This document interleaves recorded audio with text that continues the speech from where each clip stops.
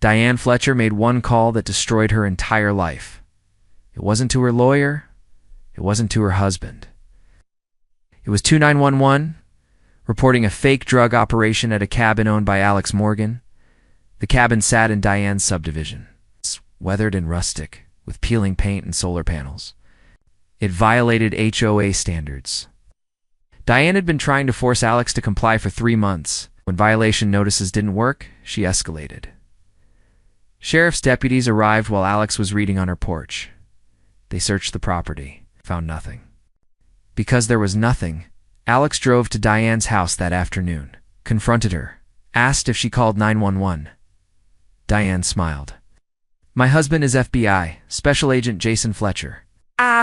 20 years with the Bureau, so I know how the system works. I know what real agents look like." Then Alex asked who Jason's supervisor was. Diane told her the name, Alex Morgan. The silence lasted 3 seconds. Then Diane understood.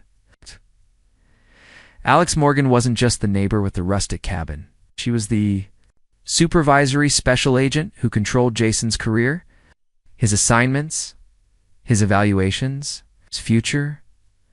Diane had just threatened her husband's boss, used his badge to intimidate a federal agent, crossed a line she couldn't uncross. This is the story of how an HOA president lost her marriage, her reputation, and her home because she assumed a woman in a rustic cabin couldn't possibly have power. One arrest for violating a restraining order. One FBI agent requesting transfer to escape the humiliation.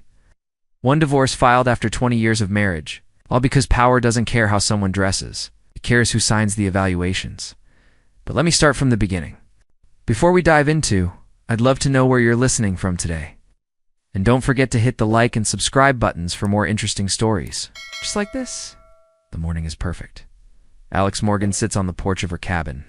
Barefoot, wearing old jeans and a faded FBI Academy t-shirt. She's holding a mug of coffee in one hand and a paperback novel in the other. The air smells like pine and wet earth from last night's rain. Birds are singing. Sun filters through the trees, casting dappled shadows across the weathered wood. Decta, this is why she bought the cabin. It's for mornings like this. She's 42 years old, a supervisory special agent with the FBI's Richmond field office. She runs the Violent Crimes Unit, human trafficking, kidnappings, organized crime. The work is brutal. The cases eat at you. Her therapist told her she needed a space to decompress, somewhere far from the job, where she could breathe. This cabin is that space. It's a 1970s A-frame, rustic and worn, sitting on 8 acres at the end of a dirt road in the Blue Ridge Mountains. Solar panels on the roof, well water, gravel driveway, no neighbors in sight. Just trees, quiet and peace. Alex turns a page in her book. She's reading a thriller ironic, considering what she does for a living. But fiction is easier than reality. In fiction, bad guys always get caught. Then she hears it. The sound of vehicles coming up the road. Alex lowers her book, listening. The road is private, barely maintained, and it dead-ends at her property. The only people who come up here are delivery drivers, or the occasional lost hiker. But this sounds like more than one vehicle. She stands, sets her coffee on the porch railing, and walks to the edge of the deck. 2 sheriff's cruisers are pulling. Into her driveway, gravel crunching under their tires. Alex's pulse quickens. She's a federal agent. She doesn't panic easily. But law enforcement showing up unannounced at your home is never good. The cruisers stop. 4 deputies get out, 2 from each vehicle. They're not rushing, not drawing weapons, but they're alert. Scanning the property, one of them, a middle-aged man with a thick mustache, approaches the porch. His hand rests on his duty belt near his radio. "Ma'am," he says, voice professional but cautious, "we got a 911 call about suspicious activity at this address."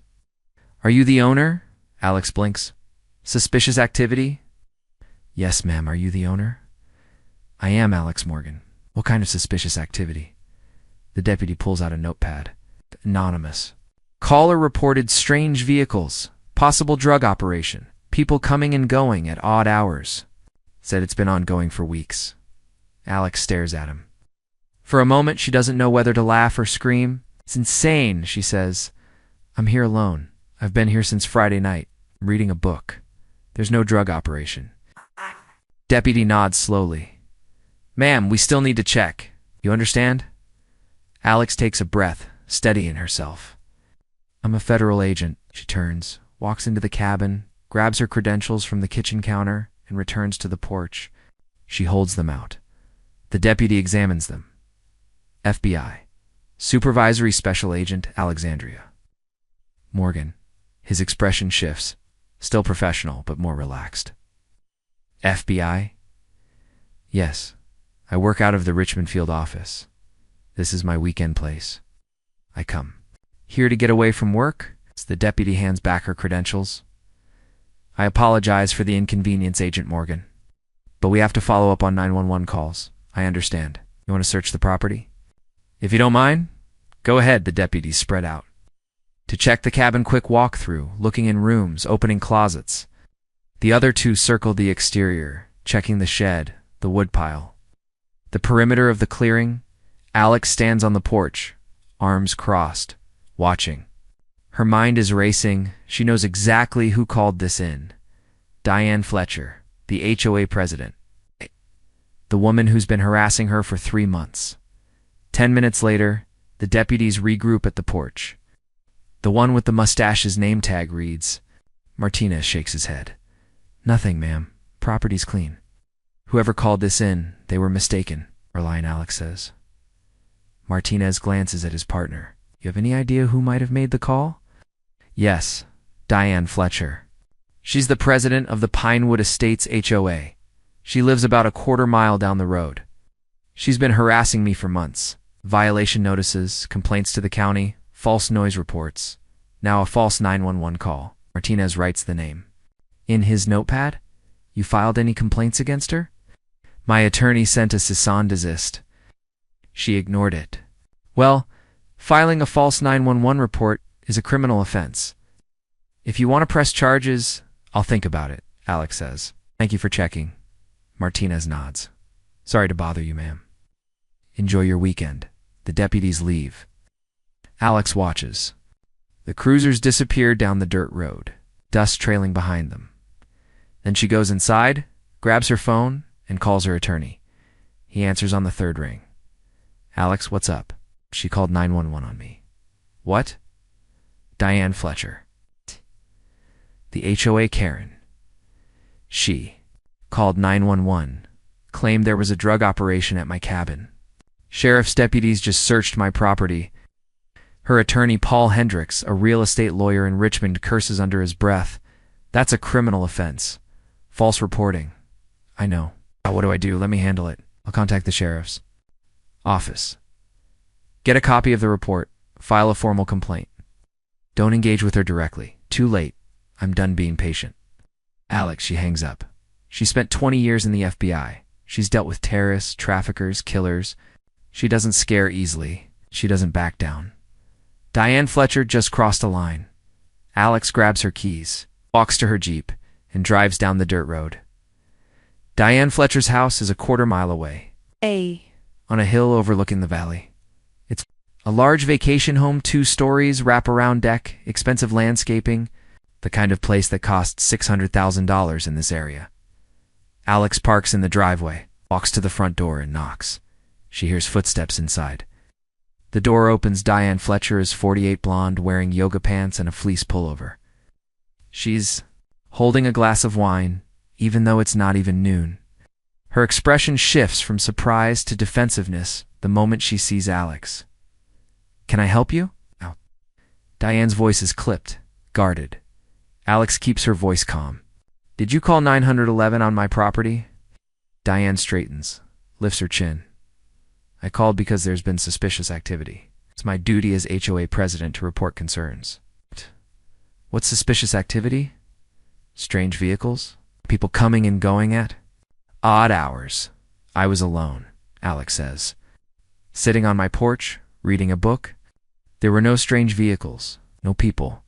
You filed a false police report. Diane's eyes narrow. I reported what I saw. The deputies didn't find anything. Maybe you cleaned up before they got there. Alex feels her jaw tighten. She takes a breath.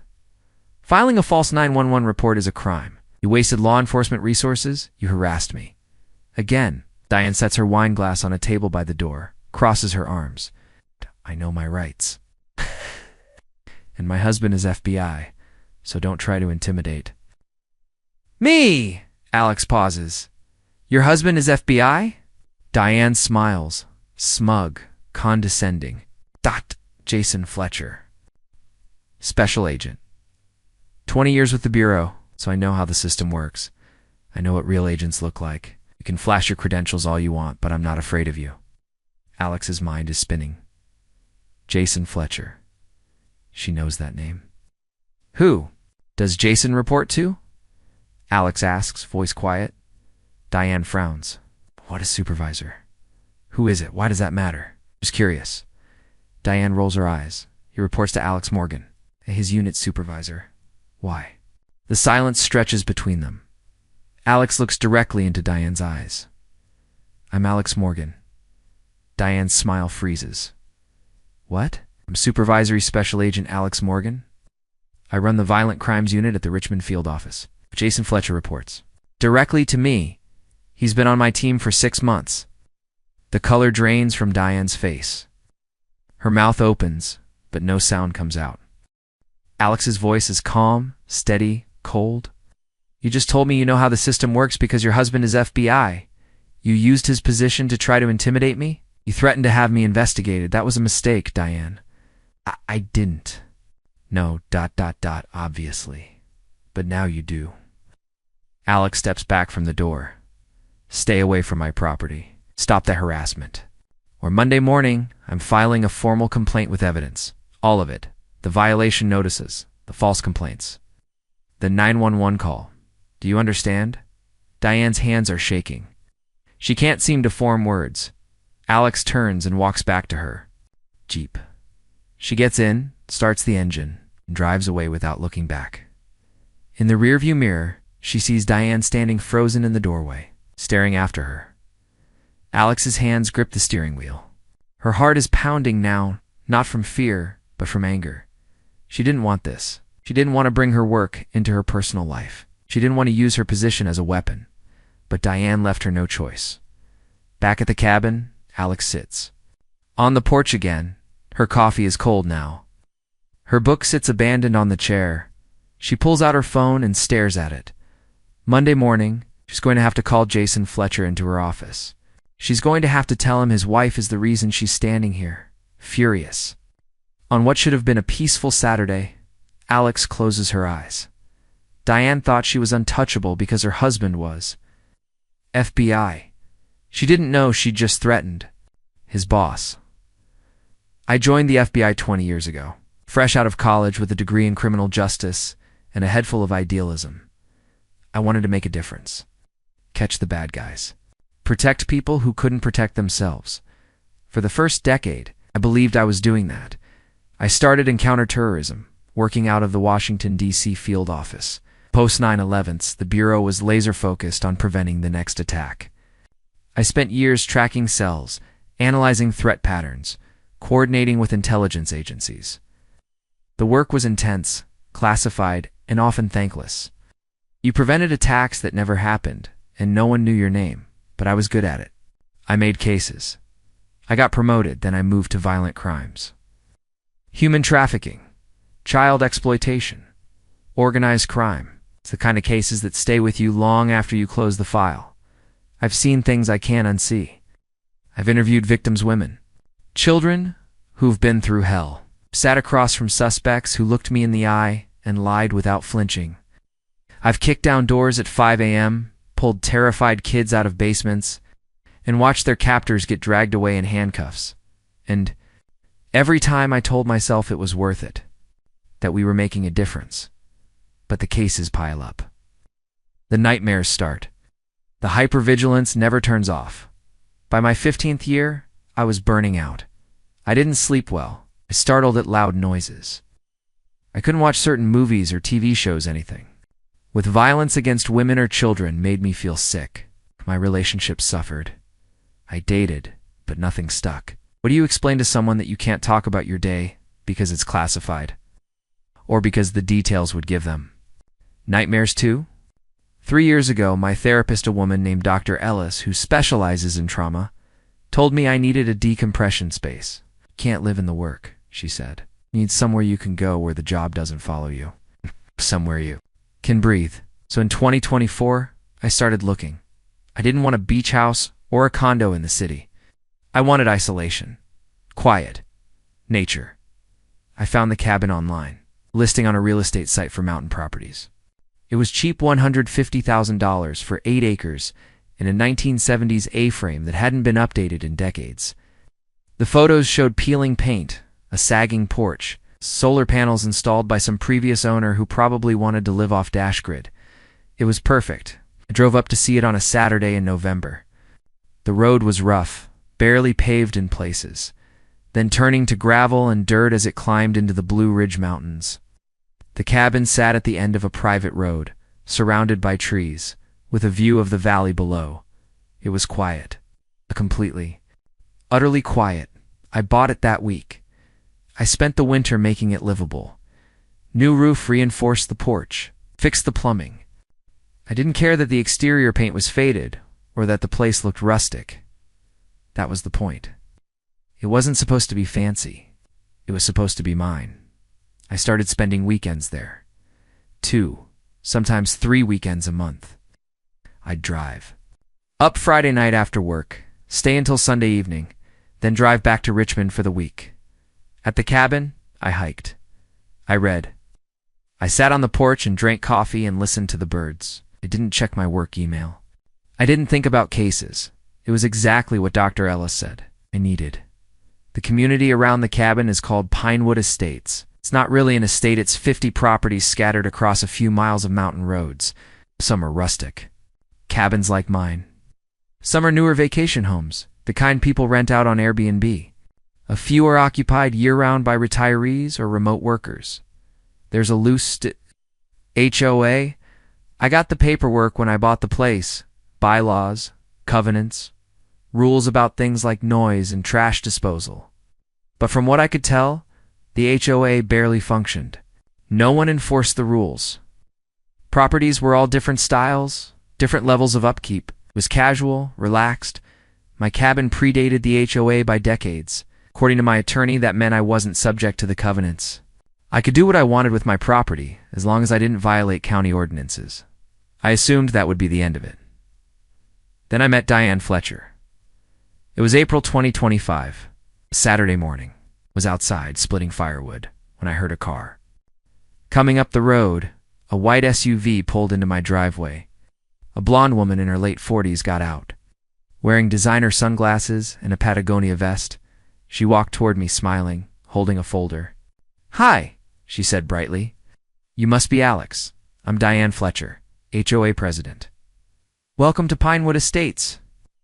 I set down the axe, wiped my hands on my jeans.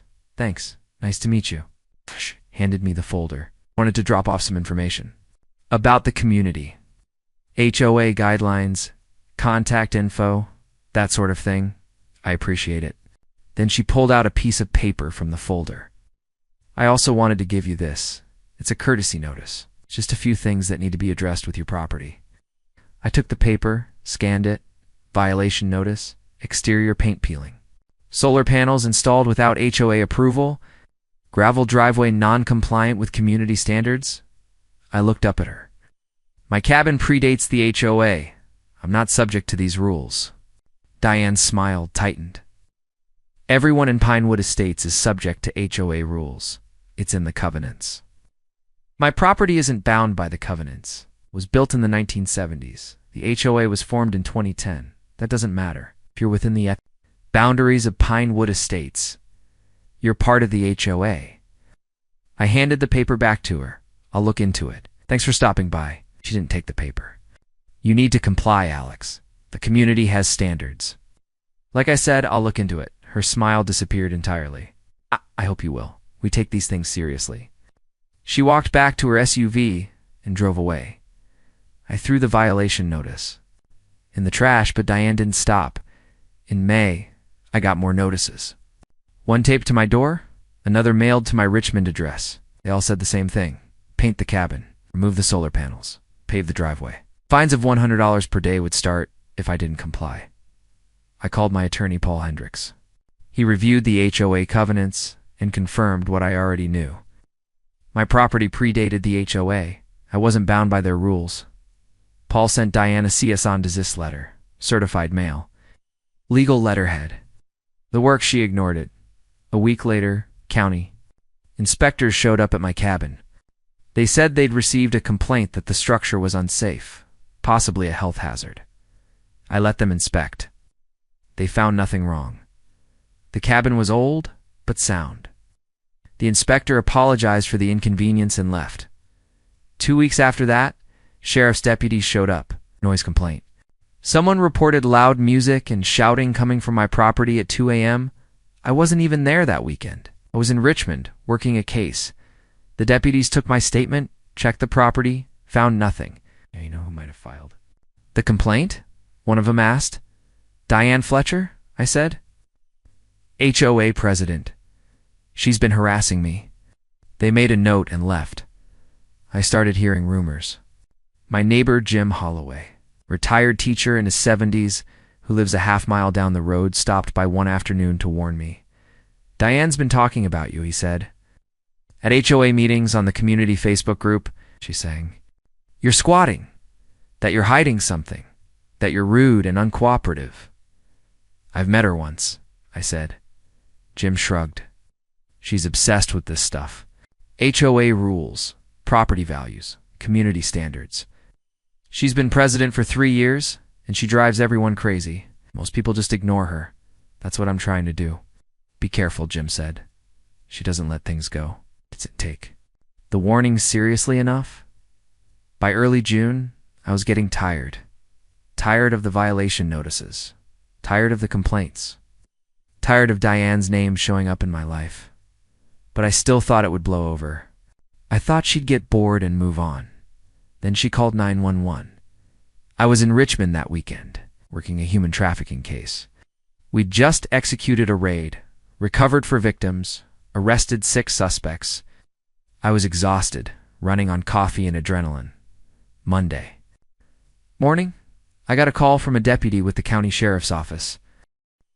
Ma'am, just wanted to let you know we responded to a 911 call at your property this weekend. I stopped walking. What? Anonymous caller reported suspicious activity. Possible drug operation. We checked it out. Didn't find anything.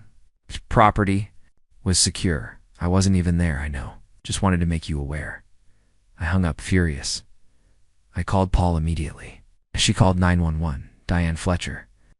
She reported a fake drug operation at my cabin. Paul cursed. That's criminal. Filing a false police report. Can we prove it was her? It's hard to prove if it was anonymous.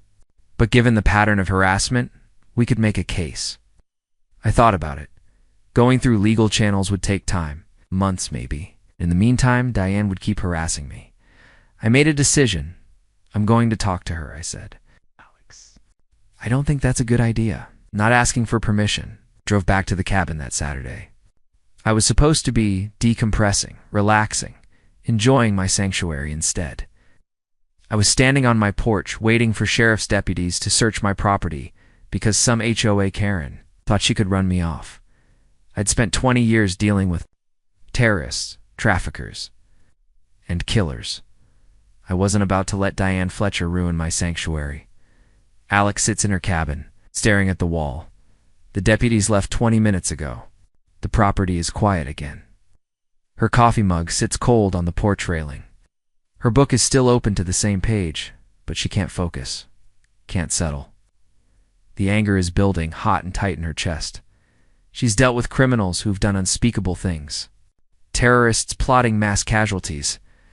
Traffickers buying and selling human beings. She sat across interrogation tables from people who would kill her without hesitation.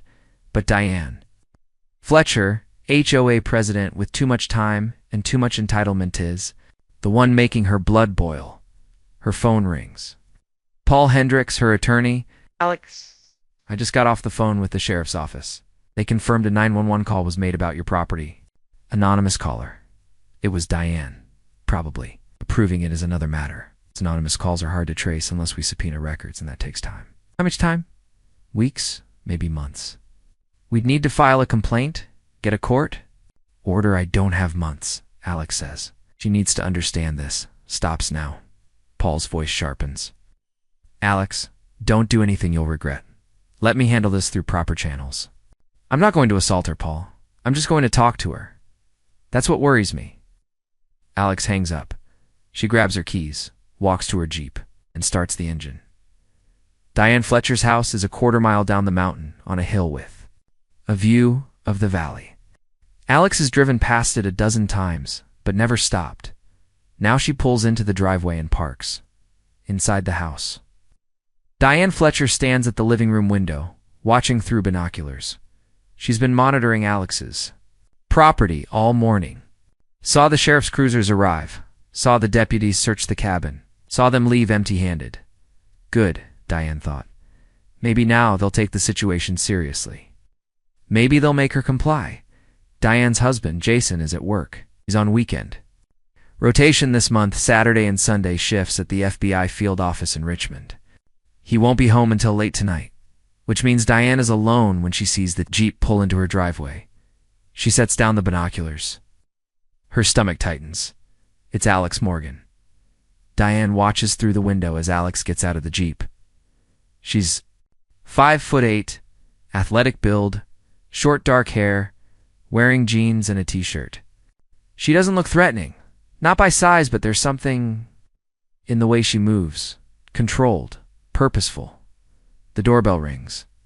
Diane takes a breath, smooths her fleece pullover, and opens the door. She puts on her HOA president voice, polite. Professional, just a touch condescending. Can I help you? Alex looks at her directly. No smile, no warmth. Did you call 911 on my property? Diane lifts her chin.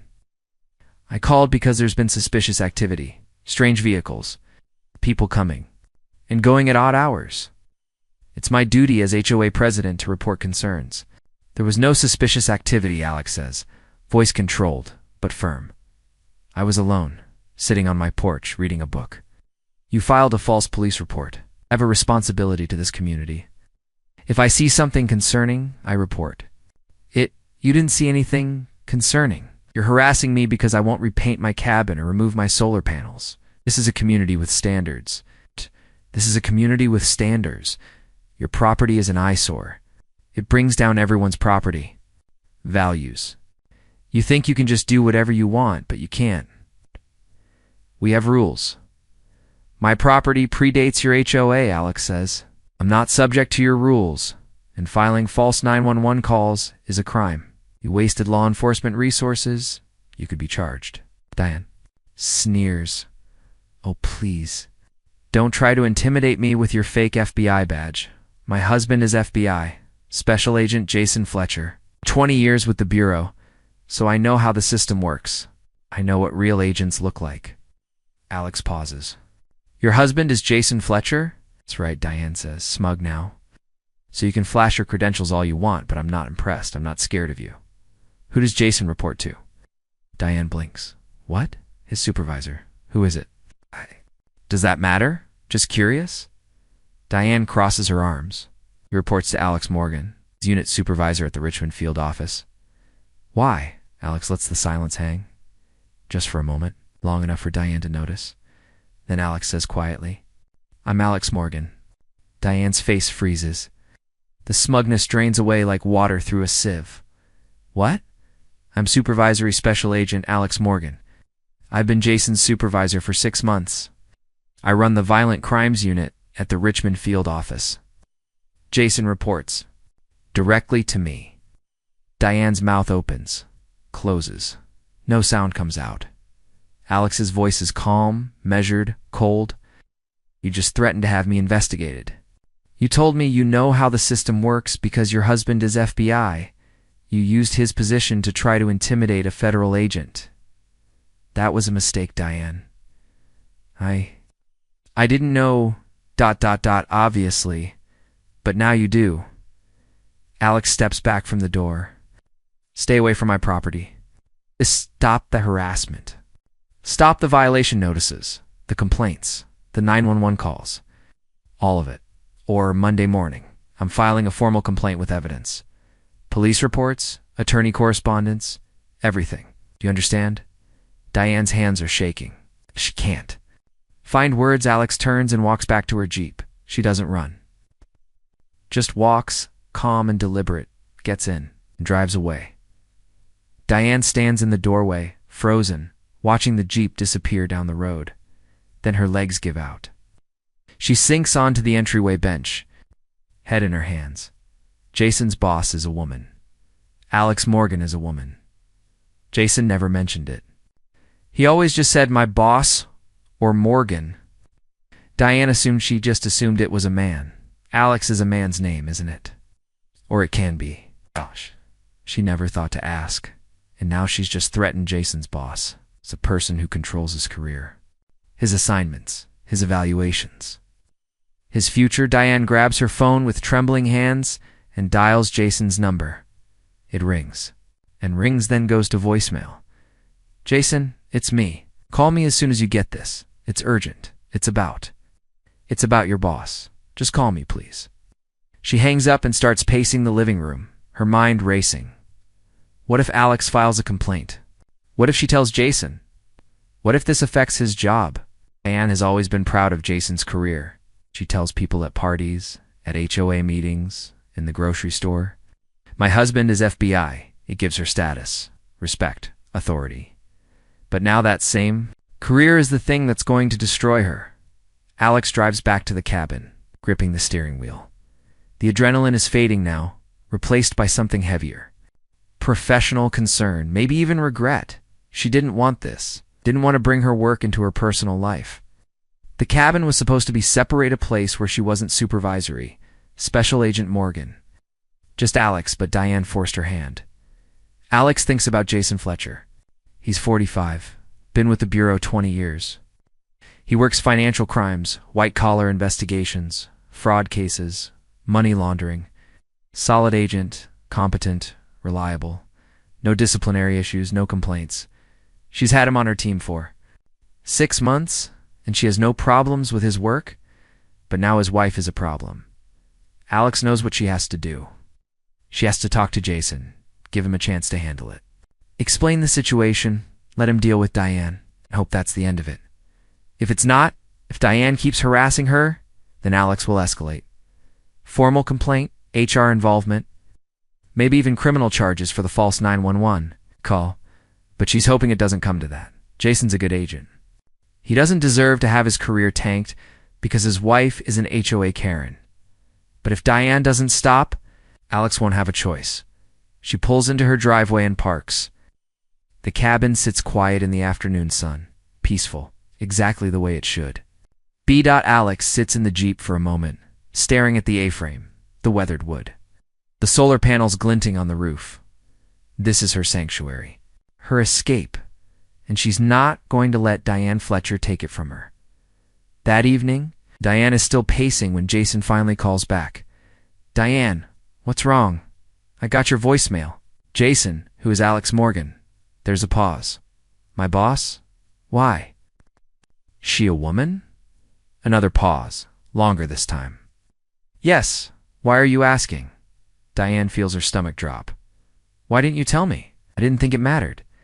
Diane, what's going on? She closes her eyes. I think I made a mistake. What kind of mistake? A bad one. Jason's voice sharpens. Diane, what did you do? But Diane can't answer. She just stands there, phone pressed to her ear, silent, because she knows. She thought her husband's FBI badge was a shield, a weapon she could use to intimidate people, to get her way, to enforce her rules.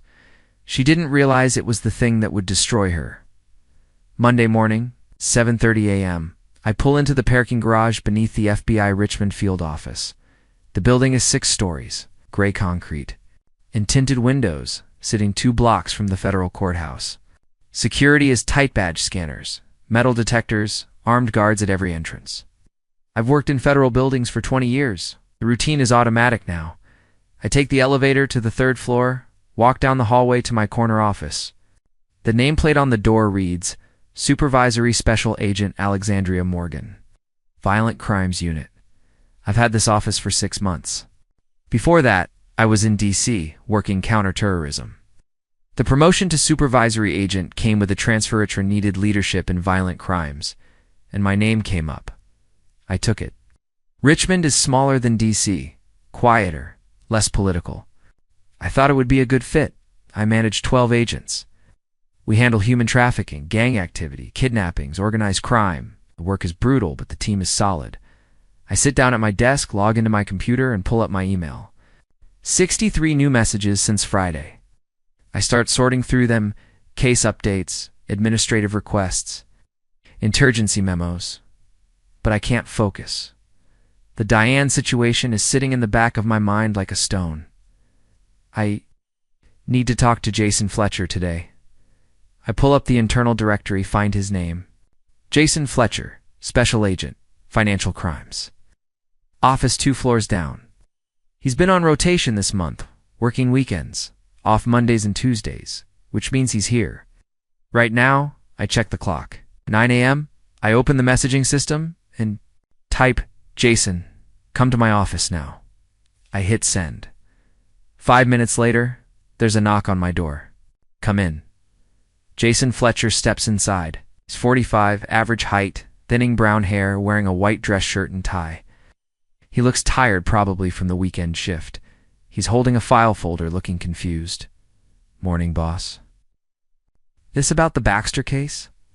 "Close the door," I say. "Sit down." His expression shifts. Confusion turns to concern. He closes the door, sits in the chair across from my desk. I lean back in my chair, hands folded. "This isn't about a case. This is personal." Jason's face tightens. "Personal. Your wife is Diane Fletcher, correct?" He blinks. "Yes." "Why?" "She's been harassing me for the past 3 months." Jason goes very still. "What?" I explain slowly, clearly. "Bought a cabin in Pinewood Estates. Diane is the HOA president. She started sending me violation notices in April, complaints about paint, solar panels, my gravel driveway. I told her my property predates the HOA, that I'm not subject to the rules. She didn't care. She escalated, called county inspectors, filed false noise complaints, spread rumors that I was squatting or hiding something." Jason's face is going pale. Saturday, I continue. "She called 911 on my property, claimed there was suspicious activity, possible drug operation. Sheriff's deputies showed up while I was sitting on my porch, drinking coffee and reading a book." "Oh my God," Jason says quietly. "I went to her house, confronted her, asked if she called 911. She told me not to try to intimidate her because her husband is FBI, she said, and I quote, 'I know how the system works. I know what real agents look like.'" Jason closes his eyes, rubbing his face with both hands. "Right. She threatened to have me investigated," I say. "She used your position, your badge, your career, to try to bully me. She had no idea I was your boss. When I told her, she realized what she'd done." Jason drops his hands, stares at me. "Alex, I'm so sorry. I swear, I had no idea. I know you didn't. Diane handles the HOA stuff. I don't get involved. I work, I come home, I stay out of it. I didn't know she was harassing anyone." I believe him. Jason's a good agent. Quiet, methodical, keeps his head down and does his job. He's not the type to cause problems, but his wife is. "She's been using your position as a weapon," I say, telling people her husband is FBI, implying she has access to federal resources, that she can intimidate anyone who doesn't comply with her demands. "That's a problem, Jason. I know. I'll talk to her. I'll make her stop. Need to do more than talk." I lean forward, hands flat on the desk. "She filed a false police report. She harassed a federal agent. If anyone else did this, if it was a stranger, a suspect, anyone, I'd file a formal complaint. Criminal charges, even." Jason's voice drops.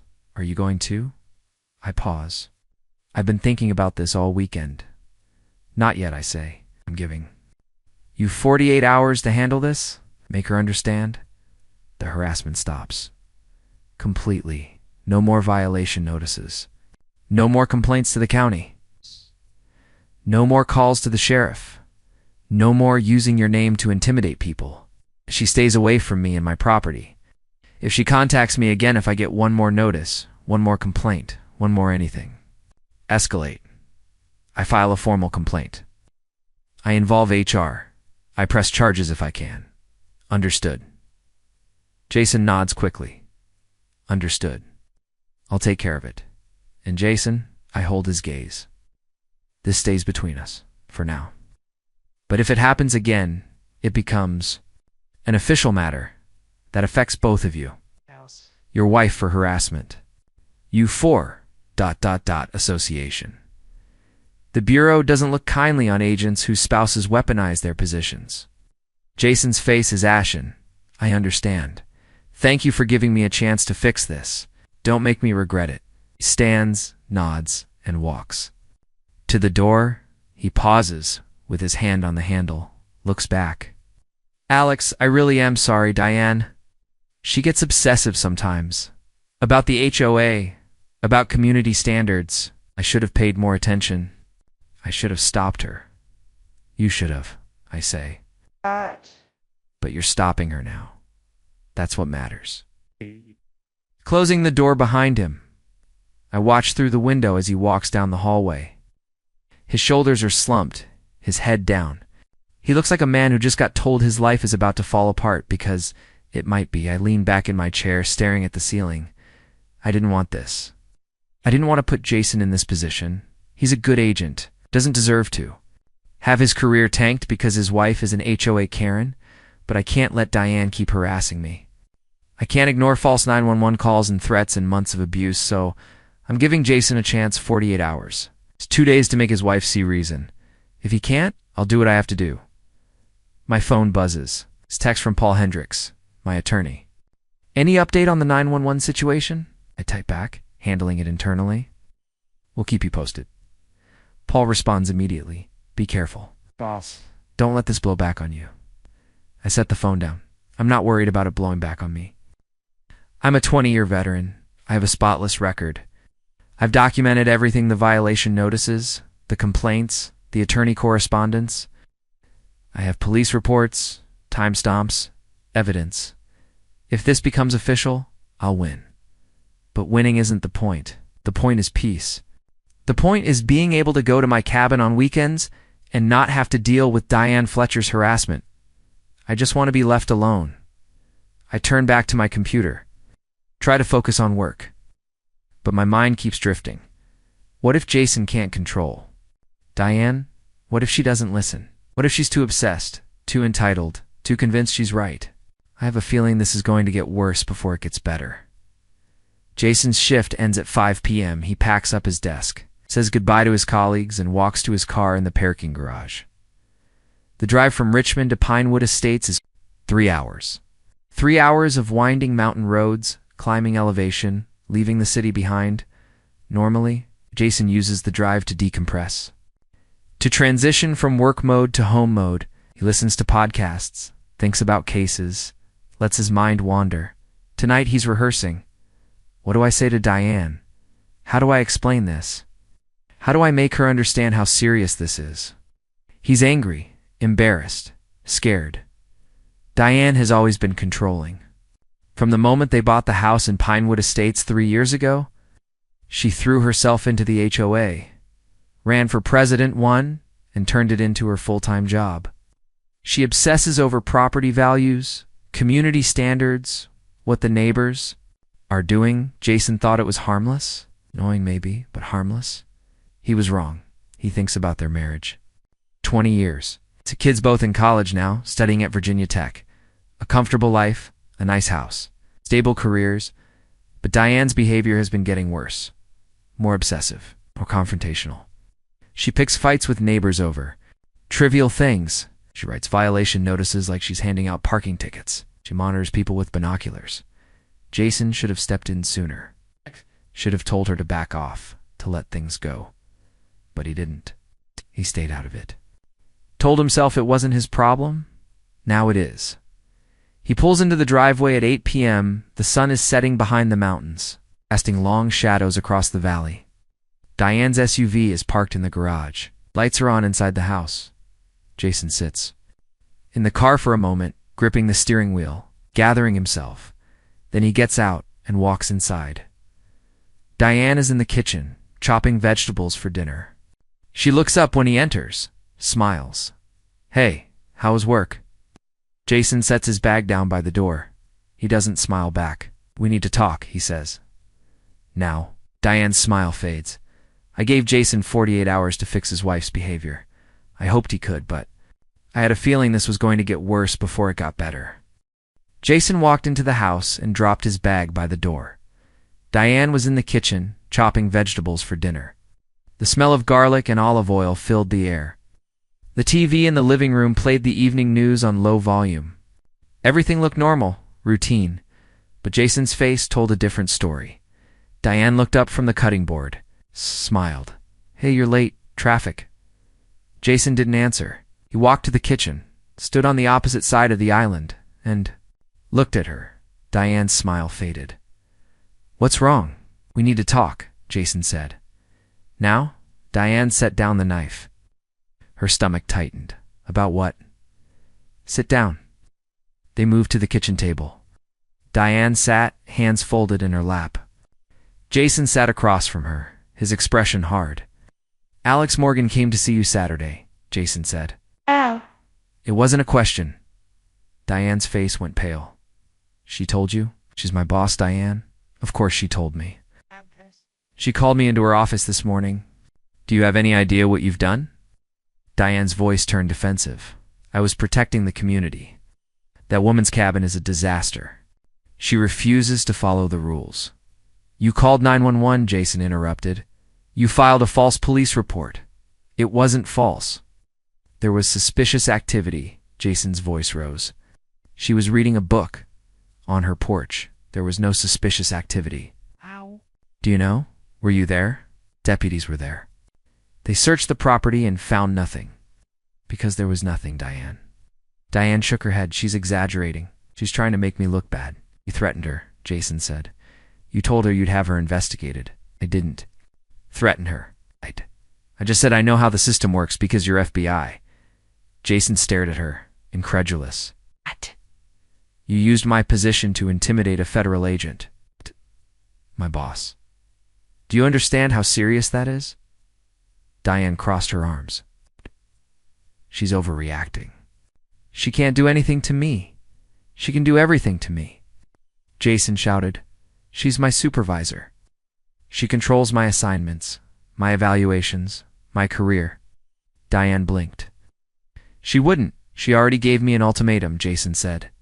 "I have 48 hours to make you stop, or she files a formal complaint. Against both of us." The room went quiet. Diane's voice was small now. "Both of us. You used my name, my position. That makes it my problem too. If she files a complaint, it goes in my record.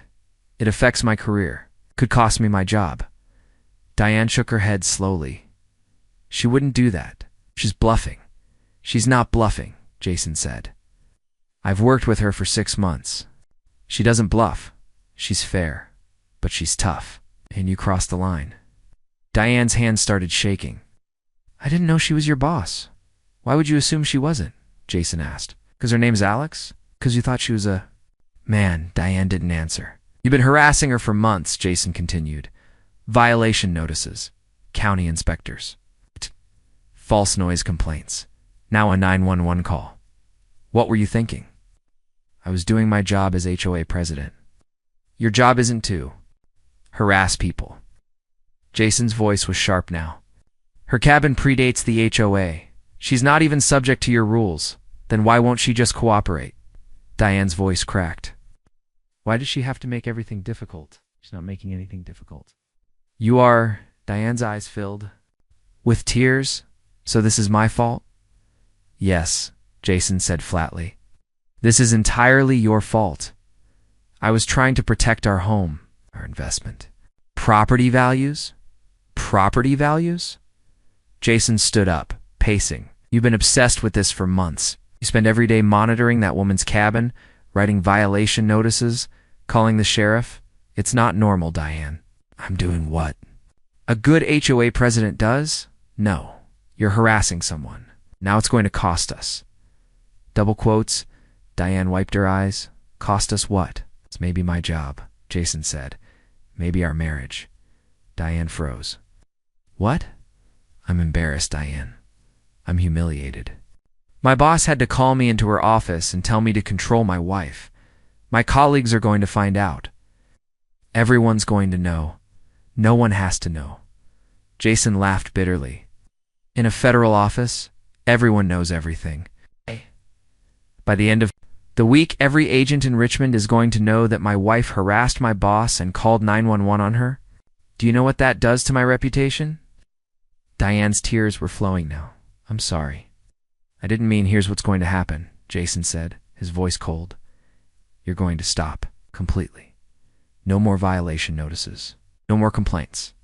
No more monitoring her property. You leave Alex Morgan alone. If I don't. Jason looked at her for a long moment. Then I'm done. I'll transfer to another office, and you can stay here and run your HOA by yourself. Diane's breath caught. You'd leave me over this? You put my career at risk? You used my name to threaten my boss. Yes, I'd leave you over this. Jason, please. Do you understand what you've done? Jason's voice was shaking now. You didn't just harass some random person. You harassed a supervisory special agent. Oh, a woman with 20 years in the bureau. Someone who could end my career with one complaint. And you threatened her, using my position. Diane covered her face with her hands. I'm sorry. I'll stop. I promise. You'd better, Jason said. Because if Alex files that complaint, we're both finished. My career is over. Your reputation is destroyed. Everything we've built for 20 years gone. He stood, walked toward the bedroom, then stopped at the doorway.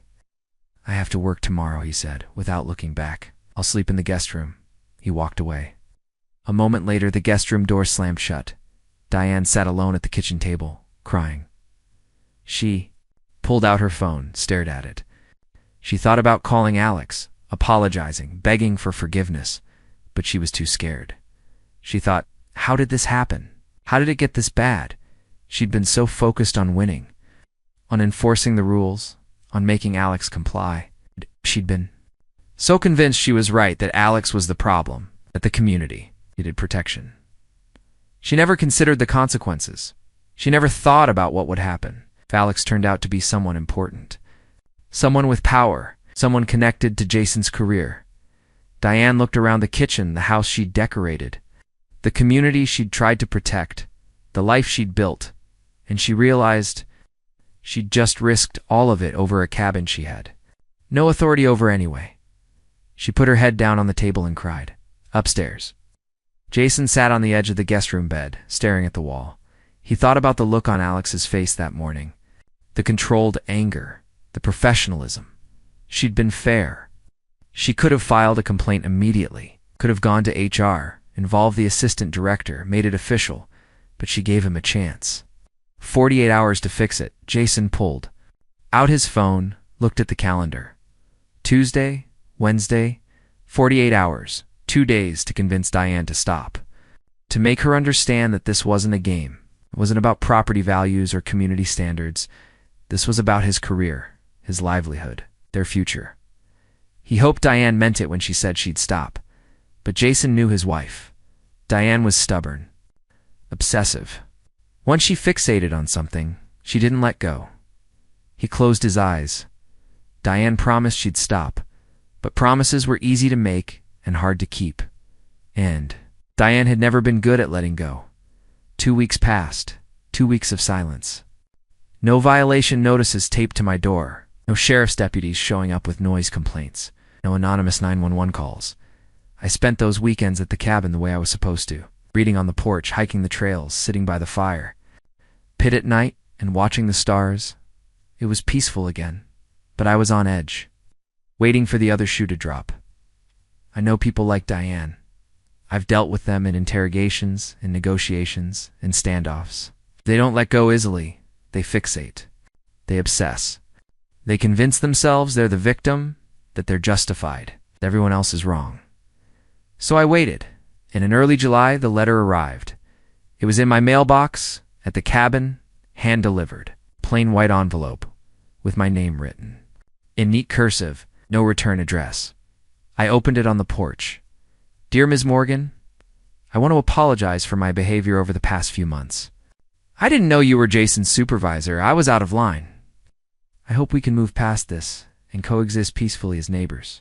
Sincerely, Diane Fletcher. I read it twice. Then I walked inside and threw it in the trash. No response, no acknowledgement. I had no interest in reconciliation or playing nice. I just wanted Diane to leave me alone, that was it. But Diane couldn't do that. I found out later through Jim Holloway, my neighbor, that Diane started driving past my cabin, not stopping, not getting out. Just ... checking. She drives by every few days, Jim told me one afternoon when he stopped to say hello, slows down, looks at your place, then drives away. She tells people she's making sure the community is safe. She's obsessing, I said. Jim nodded. Yep, and she's posting about you on the HOA Facebook group. Doesn't use your name, but everyone knows who she's talking about. Some residents think they're above the rules. That kind of thing. What are people saying? Mostly telling her to let it go. A few are defending you. Most are just tired of the drama. I wasn't on the HOA Facebook group. Don't do social media, but Jim kept me updated. Diane's support was crumbling. People were tired of her obsession, her constant monitoring, her need to control every detail of the community. But she couldn't see it, or she didn't care. By mid-July, I'd had enough. I called Paul Hendricks, my attorney. I want to file for a restraining order. Paul didn't hesitate. Good, you have grounds. Months of harassment, a false 911 call, and now she's monitoring your property even after being told to stop. We filed the petition with the county court. The grounds were clear. Diane Fletcher had engaged in a pattern of harassment, filed a false police report, and continued to monitor and surveil my property despite being warned to stop. The court granted a temporary restraining order. Diane was required to stay at least 500 feet from my property. No contact, no surveillance, no communication. A sheriff's deputy served her the order on a Thursday afternoon. I wasn't there, but Jim told me about it. Diane was in her driveway, watering plants, when the deputy pulled up. He handed her the paperwork. She read it, turned, read, and started yelling. Neighbors watched from their yards. Some filmed it on their phones. Diane's humiliation was complete. Jason found out when he got home that night. Diane, what did you do? He asked, holding the restraining order. I didn't do anything, Diane said. I just drove past her cabin a few times. How many times? Diane didn't answer. This is exactly what she warned you about, Jason said. You couldn't leave it alone. Jim told me Jason looked exhausted, defeated, like a man watching his life fall apart and powerless to stop it. I felt bad for Jason, but not bad enough to drop the restraining order. 2 weeks later, Diane violated it. It was a Saturday afternoon. In late July, I was on the porch reading when I heard a vehicle coming up the road. I recognized the sound immediately. Diane's white SUV. She pulled up to the edge of my property, just inside the 500-foot boundary, and got out. I stood up. You're violating the restraining order. Leave now. Diane walked toward the porch, hands raised like she was surrendering. I just want to talk. Want to explain. I pulled out my phone. I'm calling the sheriff. You have 30 seconds to get back in your car. Please, just listen. I dialed 911. Diane's eyes went wide. She realized I was serious. She turned, ran back to her SUV, and peeled out down the driveway. Too late. I'd already reported it. 20 minutes later, 2 sheriff's deputies arrived. I gave them my statement, showed them the restraining order, explained what happened. We'll go talk to her, one of the deputies said. She denied it, I said. Matter, you reported it. That's a violation. We'll arrest her. They left. I sat back down on the porch, hands shaking slightly. Not from fear. From anger. She couldn't help herself. Even after the warning, after the restraining order, after everything, she still couldn't let go. An hour later, my phone rang. It was one of the deputies. "Ma'am, we arrested Mrs. Fletcher for violating the restraining order. She's being taken to county jail. Thought you should know." "Thank you." I hung up and stared at the mountains. Diane was arrested, handcuffed, put in the back of a patrol car, and driven to jail. And I felt nothing. No satisfaction, no triumph, just exhaustion. Jason was at work when it happened. He got a call from Diane, crying, hysterical. "They arrested me. You have to come bail me out."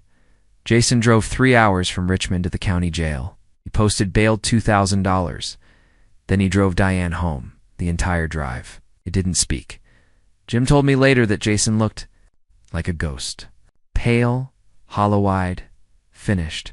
Monday morning. Jason returned to the FBI office. Word had already spread. Small offices are like small towns. Everyone knows everyone's business. By the time Jason walked through the door, every agent in the building knew his wife had been arrested for harassing his boss. Colleagues avoided eye contact. Some whispered when he walked by. Few offered awkward condolences. One agent, Mike Torres, a friend of Jason's, pulled him aside in the break room. "Man, is it true your wife got arrested?" Jason nodded. "Yeah, for harassing Morgan." "Yeah." Mike shook his head. "Jesus, Jason, what were you thinking?" "I wasn't," Jason said quietly. "She was. The damage was done." Jason's reputation in the office was destroyed. He was the guy whose wife had harassed the boss. The guy who couldn't control his own household. Jason requested a transfer the following week. I didn't gloat. I didn't spread the story. But I had to address it with HR. An arrest involving a federal agent, Evan, indirectly required documentation. HR opened a file, documented the incident, noted Jason's cooperation and lack of involvement. No disciplinary action was taken against him. He hadn't done anything wrong, but everyone knew. Offices are small worlds. Jason's transfer request was approved within 2 weeks. He was moving to the Charlotte field office. Fresh start. Away from Richmond. Away from the embarrassment. I didn't object. It was probably best for everyone. Diane was charged with violating a restraining order, a misdemeanor. She faced a fine and possible probation. Legal fees piled up. She hired an attorney who charged $5,000 up front. Her reputation in Pinewood Estates was destroyed. At the next HOA meeting, the board voted to remove her as president. The vote was unanimous except for Diane's own vote. She was isolated, humiliated. Neighbors avoided her. No one invited her to community events. She became the cautionary tale. The woman who went too far, and her marriage crumbled. By August, Jason had moved into the spare bedroom. They barely spoke. When they did, it was arguments. Jason resented Diane. She'd ruined his career, his reputation, his standing in the bureau. Diane blamed Jason. "If you'd stood up for me, ... If you'd explained who she was sooner, ... Neither of them took responsibility together. They just blamed each other. In September, Jason filed for legal separation. Jim told me Jason moved out in early October. His things rented an apartment in Richmond and left. The house, the one Diane had obsessed over, the one she'd tried so hard to protect, sat half empty. Diane stayed. Alone. I saw her once. In late September, driving through Pinewood Estates. She looked smaller somehow, thinner. Her hair was unkempt, her face drawn. She didn't look at me, didn't slow down. She just drove past. I felt nothing, no pity, no satisfaction. It's just relief that it was over. Diane couldn't let go. She thought she could apologize her way out of consequences. She thought she could control the narrative, manage the situation, convince people she was right. Instead, she lost everything: her position as HOA president, reputation in the community, her marriage, all because she refused to leave a cabin alone. All because she thought her husband's badge gave her power she didn't have, and now she was alone. Living in the house she'd tried so hard to protect, surrounded by neighbors who wanted nothing to do with her. I sat on my porch that evening, watching the sun set over the mountains. The cabin was quiet, peaceful, exactly the way it is. October 2025. 3 months after Diane's arrest, Jason Fletcher stood in his Richmond apartment, packing boxes. The apartment was small, one bedroom, barely furnished, the kind of place you rent when you're in transition. When you're waiting for something to change, his transfer had been approved. FBI field office in Charlotte, North Carolina. A fresh start. A chance to escape the whispers, the sideways glances, the reputation that followed him through the Richmond. Officed like a shadow, the guy whose wife harassed the boss. He and Diane were officially separated. Divorce papers were filed. The house. In Pinewood Estates, the one Diane had obsessed over, the one she'd tried so hard to protect, would be sold as part of the settlement. Jason folded his shirt, placed it in the box. He felt nothing. No sadness. No regret. Just exhaustion. He'd spent 20 years building a career, a reputation, a life. And in 3 months, Diane had destroyed it. His phone buzzed. A message from Alex Morgan. Jason, stopped by my office before. You leave today? He stared at the message for a moment, then typed back. On my way. Alex sat at her desk, reviewing case files. The office was quiet. Most agents were out on assignments. She looked up when Jason knocked on her doorframe. Come in, she said. Close the door. Jason sat down. He looked thinner than he had 3 months ago. Tired, worn down. I heard your transfer came through, Alex said. Charlotte? Yes.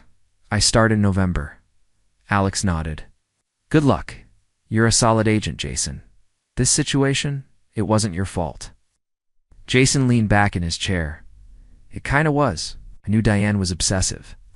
I knew she had issues with control. I should have stopped her sooner. Can't control another person's actions, Alex said. Only your own. You did what you could. I didn't do enough. Alex was quiet for a moment.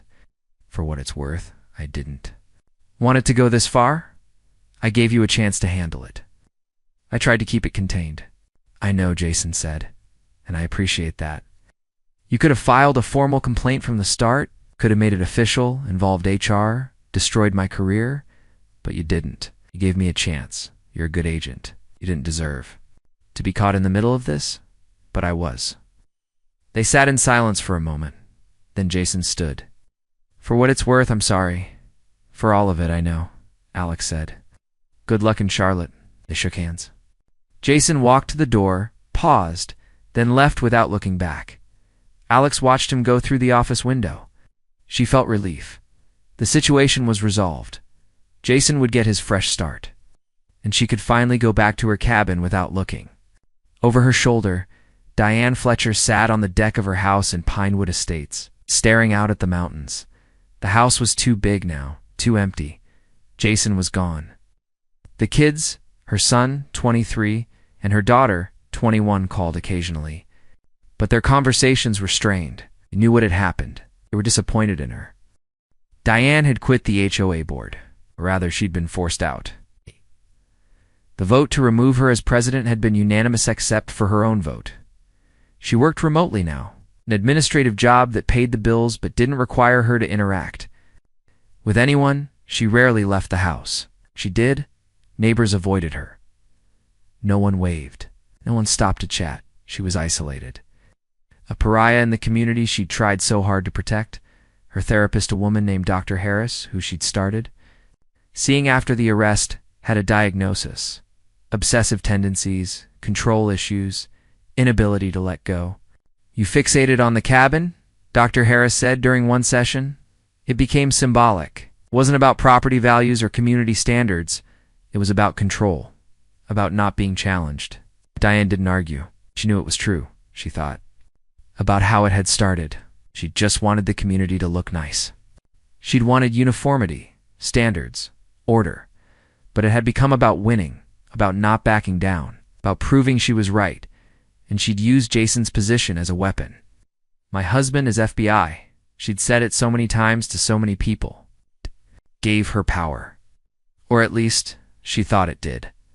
But the power was borrowed, fragile. And when Alex Morgan turned out to be Jason's boss, the whole thing fell apart. Diane lost her marriage, her reputation, her standing in the community, all over a cabin she had no authority over anyway. It was too late for apologies. It's too late to fix it. She destroyed her own life. November 2025, Pinewood. States held an election for a new HOA president, Jim Holloway won by a landslide. Jim was 73, a retired teacher, calm and reasonable. His approach to the HOA was simple. Focus on actual community issues. Road maintenance, snow removal, shared amenities. No more obsessing over paint colors or solar panels. No more violation notices for gravel driveways. The community was relieved. The drama was over. Alex became just another resident. Quiet, kept to herself, respected. December 2025, Alex spent Christmas week at the cabin. Snow fell softly outside, blanketing the mountains in white. A fire crackled in the fireplace. Alex sat on the couch, wrapped in a blanket reading a book. And drinking tea, no harassment, no violation notices, no sheriff's deputies showing up at her door. Just peace. Her therapist had been right. Having a space away from work was essential, a place where she could breathe, decompress, exist without the weight of the job on her shoulders. Alex thought about the situation with Diane. She hadn't wanted to use her position to hurt Jason, but Diane had left her no choice. Sometimes defending yourself meant others got hurt. Ow. That wasn't cruelty. That was consequence. April 2026. 1 year after the harassment began. Alex was hiking a trail near the cabin when she ran into Jim Holloway. He was walking his dog, a golden retriever named Max. "Hey, Alex," Jim said, smiling. "Beautiful day?" "Right," Alex agreed. "Heard Diane's moving away," Jim said. "House sold last week, I heard. Probably for the best."